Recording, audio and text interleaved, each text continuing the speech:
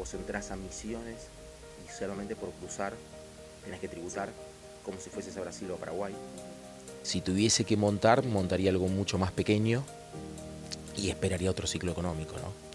¿Cuál es el consejo que le darías a los nuevos inversores o a los nuevos productores que están iniciando? Bienvenidos a Industria Real. En el episodio de hoy, Martín, de Beer Life, nos abre las puertas de su fábrica. Acompáñanos.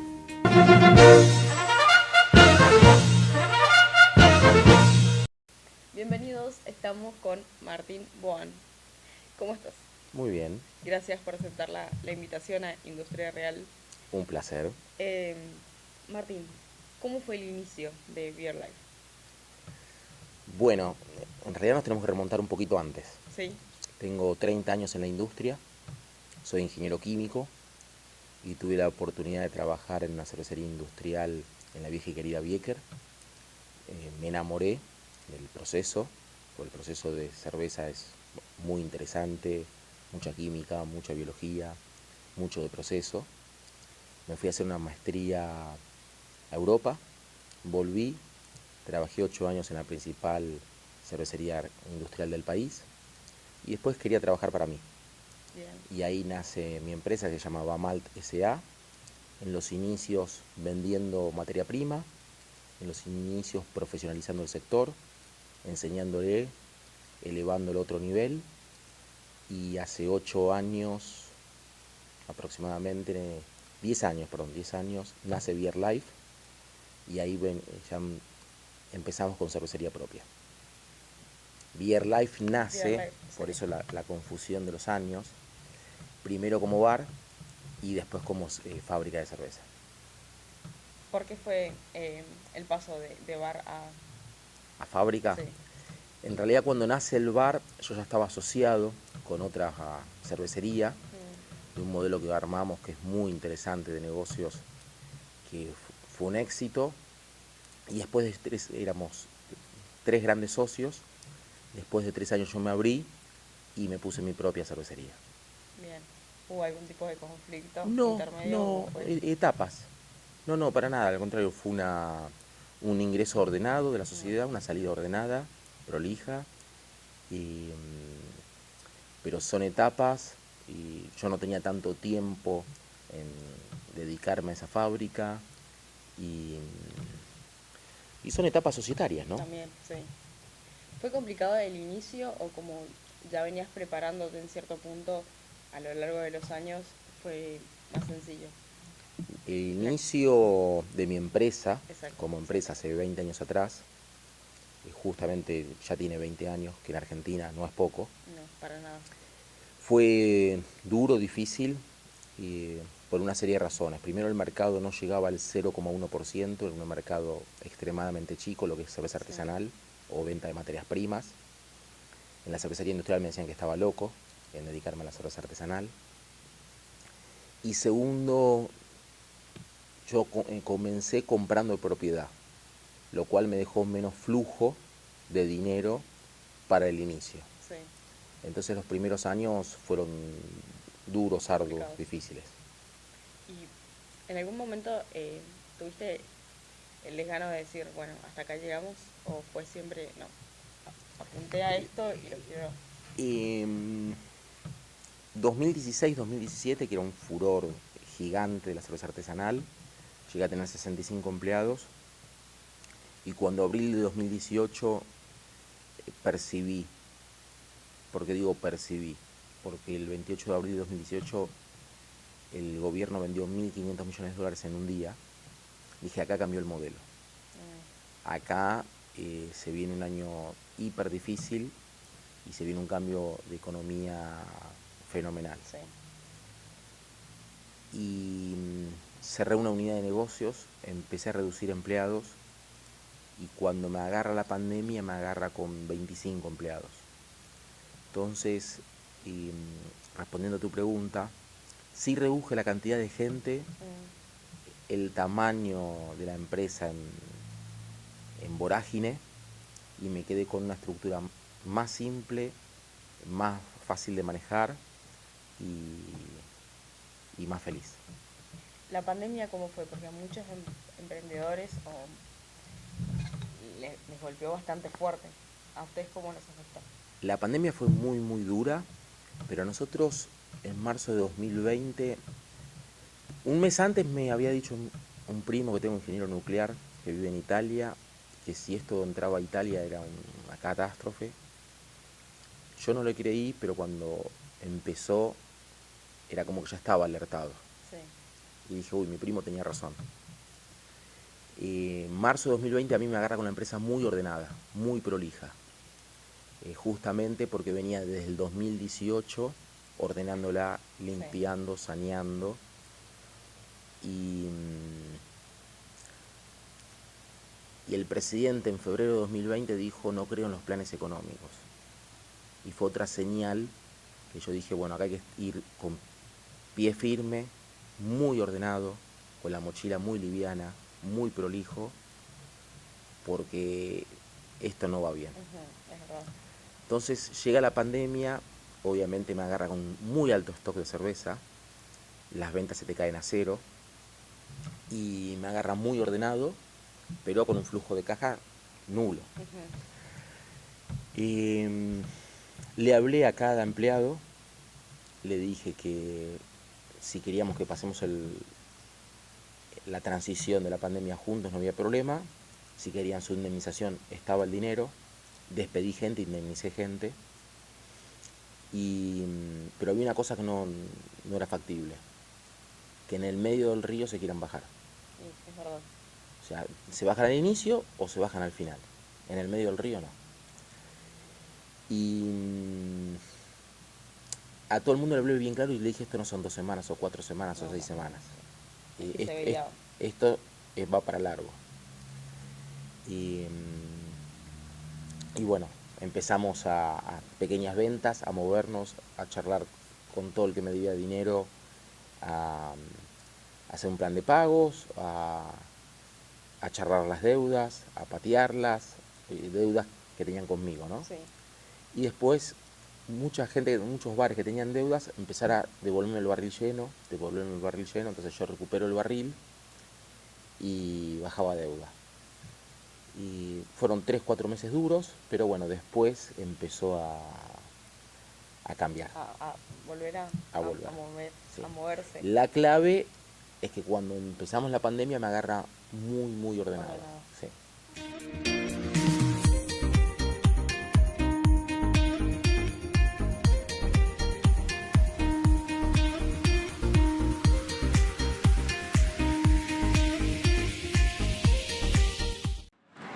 En esta olla se pone el grano molido, se mezcla con el agua caliente, sí, a 75 grados, se arma una sopa. Durante esa cocción de esa sopa, el almidón pasa azúcares y se extrae todo lo soluble del grano. Se lo pasa a esta olla, donde en esta olla se hierve. Acá el mosto se hierve y se mata los microorganismos que pueda haber. Y se le agrega el lúpulo, que es lo que le va a dar el amargor a la cerveza. Sí. Posteriormente se lo enfría, en enfriar placas de 100 grados a 20 y se lo manda a los fermentadores. En los fermentadores se agrega la levadura y después de 2 semanas tenemos la cerveza lista. 2 semanas. Se puede decir entonces que a partir del 2018 te vino preparando la vida como para la pandemia sin tener idea. A partir de 2018 tomé la decisión de planificar, en simplificar mi empresa, hacerla más pequeña en gente, más ordenada y tenerla muy bien gestionada. Entonces llega la pandemia y me agarra con 1/3 de la gente que tenía originalmente y muy bien, muy prolija. Y preparado ya. Y bastante preparado. Obviamente es imposible prepararte para un flujo de caja cero, ¿no? Sí. ¿Cómo es, a lo largo de estos años, cómo fue el proceso de trabajar con tanta gente? Porque entiendo también que es complicado, las leyes en cierto punto a ustedes muchos no les favorece o a veces sí. El principal problema, que todavía continúa el día de hoy, es que para el empresario no tiene las leyes claras, no sabe cuál es el costo laboral de despedir a alguien. Puede aparecer un cristiano y pedirte algo exagerado o inventarte antigüedad y el Estado lo protege. Ni siquiera la ley, el Estado, te Claro. digo. Eh, el gobierno lo protege. Y eso es injusto. Y hoy O en sea, día, hay varias cosas injustas. sí, Yo entiendo que el empleado es más débil que una empresa, pero tiene que haber un equilibrio. sí, Más, tenemos leyes muy antiguas, ahora se han modificado, todavía falta, todavía falta, sí, y si va a tener que volver a haber otra modificación porque lo que viene en cambios tecnológicos para los próximos 5 años es abismal. es verdad. Entonces no podemos con nuevas tecnologías tener leyes antiguas o arcaicas, ¿no? Sí, Y todo tiene que ser un equilibrio. Estaba la industria del juicio y eso le hacía mucho mal a las empresas. es verdad. Y hoy en día con el cambio de la reforma laboral, ¿a ustedes les beneficia o más o menos se equilibra? Lo más importante para un empresario no es que lo beneficie o tener las reglas del juego claras. Esto vale tanto. Si haces esto, tenés que pagar esto. Sí, O sea, no nos quejamos del monto, pero necesitamos tener previsibilidad, saber a la hora de despedir a alguien cuánto cuesta, sí, no que alguien te haga un juicio, una demanda. Yo he tenido empleados que me han robado y los tuve que indemnizar. Tuve un empleado que me incendió una fábrica y lo tuve que indemnizar. Y encima las indemnizaciones, ellos o sea, un empleado te roba, vos lo tenés filmado, y no es válido. ¿por qué? ¿A qué se debe? Porque el juez no aprobó esa filmación, porque no sé qué, porque lo otro, por la ley. O sea, Mira, y por eso en el comienzo de la entrevista dije que mi empresa tiene 20 años. sí, En Argentina, que una empresa tenga 20 años ya es un mérito. sí, tal cual. Y lo más importante para un empresario es tener las reglas claras. Argentina tiene muchísima vorágine, Argentina tiene mucha burocracia. No nos quejamos de los montos, pero sí lo que nos sucede es, todos los años tenemos que hacer un trámite de un papelito y pagar un cierto monto, y ese papelito con un funcionario, con un asesor, es todo tiempo, es todo burocracia. Sí. Estás continuamente, en vez de pensar en la producción, en vez de pensar en crecer, estás en la burocracia de papelitos, papelitos, papelitos y papelitos. Hay trámites que yo tengo que hacer en nación y en provincia y son los mismos, exactamente iguales. Sin ninguna necesidad, en cierto punto, de tener que hacerlo doble. Pero bueno, en Argentina es doble, es doble. O tenés trámites que tranquilamente podrían ser cada 3 años o 5 Sí. años, no, vos lo tenés que hacer todos los años. Y cuando vas a ver al funcionario público te dice, no, pero es un papelito nomás. Pero te quita tiempo. Y que te quita tiempo. Pero si vos multiplicás ese papelito por las decenas y decenas de trámites que tengas que hacer en forma anual, es mucho tiempo. Y no me quejo de la tasa impositiva. Sí, sino del costo que nosotros tenemos por hacer, o el costo de ese tiempo. El tiempo y el papelito. Sabemos que los impuestos en Argentina tienen... Entonces, ¿por qué reduje mi empresa de 65 empleados a 20? Porque me cansé de hacer papelitos. Sí, porque es por cada empleado... No. Y tenía otras unidades de negocio. Entonces, dejé de tener unidades de negocios, me achiqué, porque hoy soy más feliz, vivo bien con lo que tengo, me alcanza, no necesito mucho y no quiero crecer porque estoy cansado de la burocracia. Sí, me imagino. Sabemos que los impuestos en Argentina son bastante altos a veces y eso influye mucho también en el precio final del producto. Sí, más que el impuesto alto, la diversidad de impuestos que hay. Eso. O sea, hoy por ejemplo no somos un país federal, vos entrás a Misiones y solamente por cruzar tenés que tributar, como si fueses a Brasil o a Paraguay. Hace poco me pasó que estuve entrando a Misiones con 5 cajas de cerveza para un regalo, me tuvieron 45 minutos en la ruta para cobrarme 18.000 pesos. Esto fue hace un mes. Bueno, un buen dato. Entonces es increíble. Obviamente, gracias a Dios, a partir del 1 de julio se desreguló eso, Ah, después de décadas, sí. después de décadas. Entonces eso te hace, es increíble, ¿no? ¿Y en algún momento no pensaste en irte del país? No, no, no, jamás. ¿Por qué? Tengo todas las inversiones en Argentina. Mis hijos se han criado acá, han estudiado acá, yo me he criado acá, tengo mis familiares, mis amigos. He vivido en el exterior, he vivido en el interior de Argentina, viví 8 años fuera de Buenos Aires, pero me gusta mi país, disfruto mi país. Tiene sus defectos mi país, pero también Tal tiene sus cual. cosas hermosas. Entonces, en mi planificación de vida, aquí.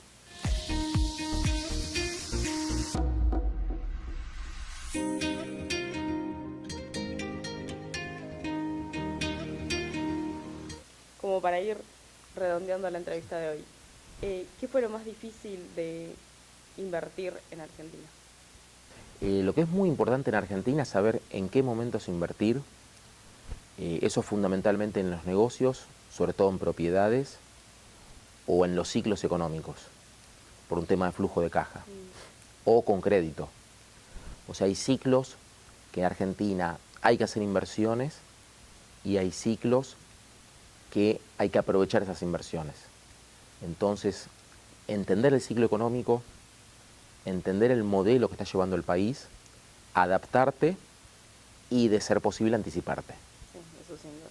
Creo que eso es algo que uno de los consejos que puedes dar, ¿no? De adelantarte a...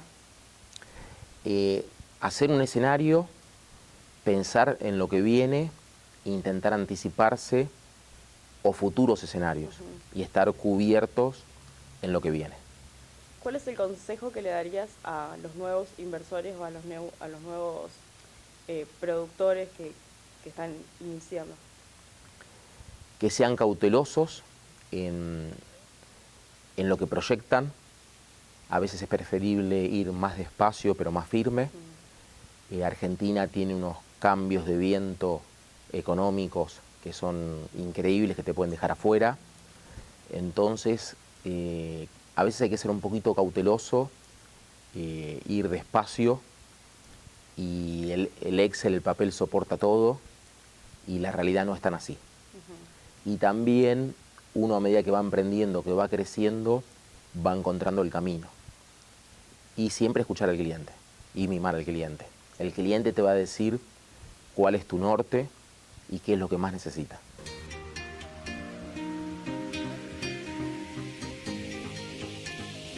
Y como para cerrar, ¿qué es lo que estás realizando hoy en día que le da el pie a algo mejor para el futuro? Hoy lo que es clave y que es fundamental, sacándonos el óxido de nuestras empresas y adaptándonos a las nuevas tecnologías que vienen, porque viene un cambio tremendo, increíble, actual y en los próximos años. Entonces hay que empezar a pensar las empresas y mi empresa subiéndose a esta nueva ola que hay y sacando todo el óxido que uno tiene de una empresa de 20 años, ¿no? Que por ahí uno se queda en el confort de hacer siempre lo mismo. Sí. Y hoy, haciendo eso de la misma forma, es perder dinero, ser menos competitivo, ser menos rentable, y es fundamental adaptarte a estas tecnologías que ya están y, Sí, están viniendo a pasos agigantados. Y en esas nuevas tecnologías también cambios de hábitos, cambios de consumo, cambios de tecnológicos. Entonces es fundamental surfear esa ola, ¿no? En cuanto a la inversión inicial que realizaste, hoy en día, ¿podrías, con el mismo monto, podrías hacer todo lo mismo que hiciste o sería bastante difícil? Y hoy por hoy en Argentina no hay crédito. Tibiamente empieza a aparecer actualmente, pero en el último año, los últimos 2 años no hay crédito, por lo cual si uno quisiese hacer la inversión de montaje de todo lo que tenemos, no sería factible. Y el flujo de caja tampoco te da. Por eso, volviendo a la pregunta inicial de los ciclos económicos,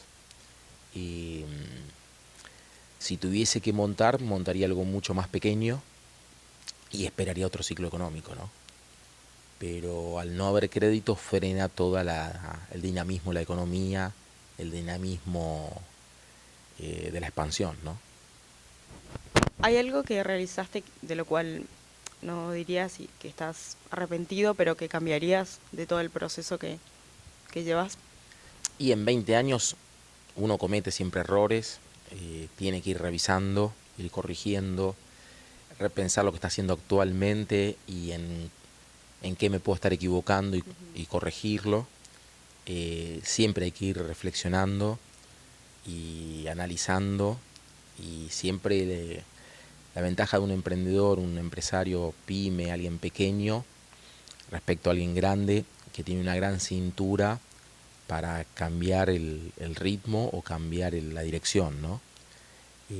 Uno tiene que estar continuamente analizando si va por el camino correcto o no. Gracias por abrirnos las puertas de tu fábrica y por habernos dado esta entrevista. Un placer. Y esto fue Industria Real, en donde te mostramos el detrás de escena, un poco de la historia, los pros y contras de producir y de invertir en Argentina. Mi nombre es Belén Jiménez y los invito a seguirnos en Industria Real.